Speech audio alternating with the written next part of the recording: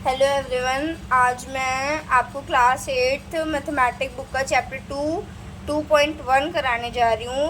2.1 का second question. First question मैंने previous video में करवा दिया था।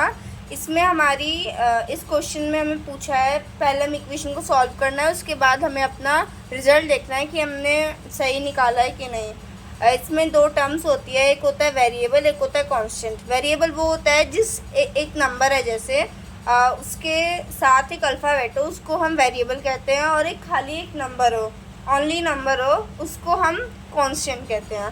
अब जो इक्वल से पहले होता है वो LHS होता है, जो इक्वल्स के बाद होता है वो RHS होता है। इसमें हम पहले इक्वेशन को सॉल्व करेंगे। सॉल्व करने के लिए हमें क्या करना होता है, वेरिएबल्स को सेपरेट करना होता है, इक्वल्स, उसके बाद कांस्टेंट को सेपरेट करना होता है। वेरिएबल्स इसमें कौन से, 5t एंड 3t।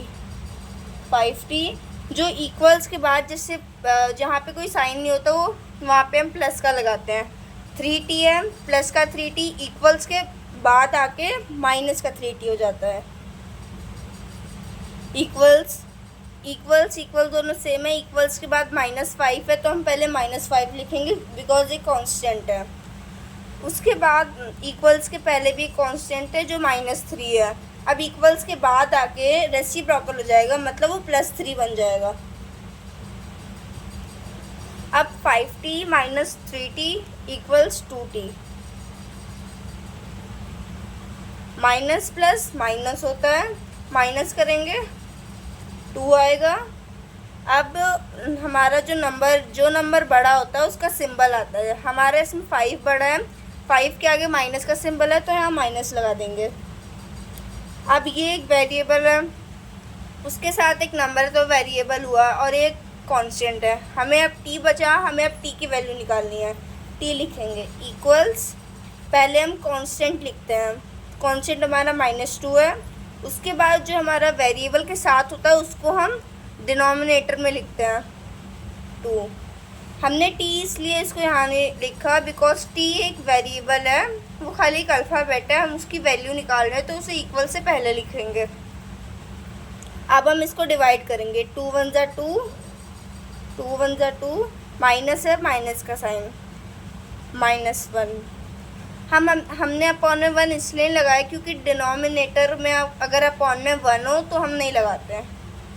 तो हमारी t की वैल्यू -1 आ गई। उसके बाद हमें पूछा है, हमें अपना आंसर चेक भी करना है, चेक योर रिज़ल्ट।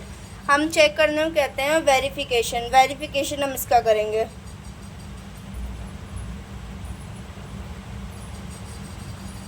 वेरिफिकेशन करने के लिए ये इक्वल्स के पहले LHS, इक्वल्स के बाद RHS होता है, तो हम पहले LHS निकालेंगे। LHS 5t - 3।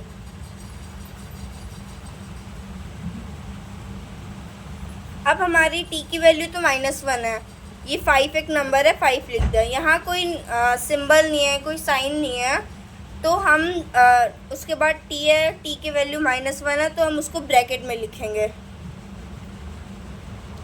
माइनस का माइनस सेम आ जाएगा, माइनस का 3 लिख दिया। अब यहाँ पे कोई साइन नहीं है, मीन्स मल्टीप्लाई का 5 × -1 = -5। माइनस का 3 है, हमने यहाँ से सेम पुट कर दिया। माइनस माइनस प्लस होता है, 5 + 3 8।